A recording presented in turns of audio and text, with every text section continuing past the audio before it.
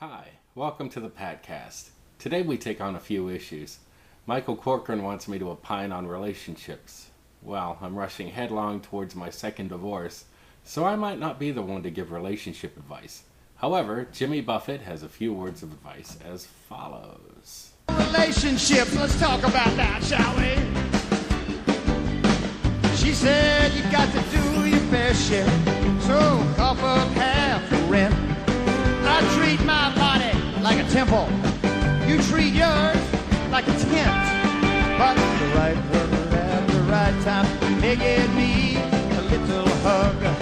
That's the difference between lightning and a harmless lightning bug. My opinion on the Redskin quarterback, Donovan McNabb, has also been asked, as well as that on Mike Shanahan. Right now, McNabb is sidelined due to a high ankle sprain. He'll probably start the first game against Dallas. Maybe Philadelphia knew what they were doing when they offloaded him. He might be even more prone to injury now than he was in the past. In the last 5 years, he has missed 17 games due to injury. I also hope we're not tied with an opponent late in the fourth quarter, since he's really not good on the NFL overtime rule, which was adopted in 1974, by the way. We have Rex Grossman waiting in the wings, so I'm pretty much not excited about the state of our quarterbacks. I went to Manhattan on business last week. I worked across the street from Ground Zero. From snippets of conversation overheard on the sidewalks, the memory of September 11th still weighs heavily on the minds of the people who live and work there. The bartender at my hotel bar was from Egypt, and he was dead set against what the media calls the Ground Zero Mosque being built there. He thought building it would be an insult and in poor taste. My particular take on the whole thing has oscillated from one extreme to the other. At first I wasn't in favor of it, paralleling the bartender's opinion.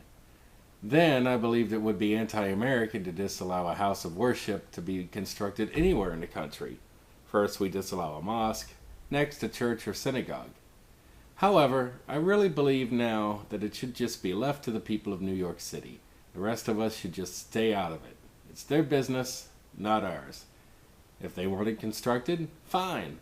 If not, fine. It's a local problem. It's college week on Jeopardy. I was watching the other night and I was struck by how ignorant these people are of history and of the world. All three contestants got the location of the Gran Chaco wrong. It's in South America, folks. Wars have been fought over its resources. It's college week on Jeopardy. I was watching the other night and I was struck at how ignorant these people are of history and of the world. All three contestants got the location of the Gran Chaco wrong. It's in South America, folks. Wars have been fought over its resources. None could correctly identify the country whose navy was started by Gustavus Vasa. Sweden. One airhead actually said it's Portugal. None could correctly identify this numeric rank attained by Anne Dunwoody, who was the first person to get promoted to it in the Army. The correct answer was 4-star general. The same airhead of Portugal fame actually guessed First Corporal, which is a rank that does not even exist. None of the contestants placed Christchurch, New Zealand, instead variously guessing South Africa and Argentina. Such ignorance of the world and military affairs, they're all probably presidents of their campus young Democrats, and have the credentials to be elected to Congress and sit in the foreign affairs or defense committees. They would perform just as well as the incumbents in those areas. Now I have a rant. Last week, the State Department turned in a report to the United Nations High Commission on Human Rights, basically saying that America discriminates against everyone who is not a heterosexual white male. Some of the countries on that commission are not exactly what you and I would consider to be free countries.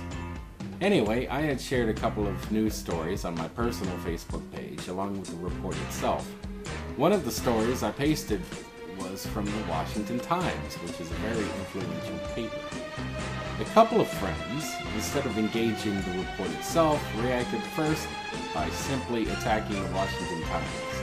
That's right, discredit one messenger and try to distract without referring to the substance of the matter at hand. Straight out of the playbook. Good job, fellas.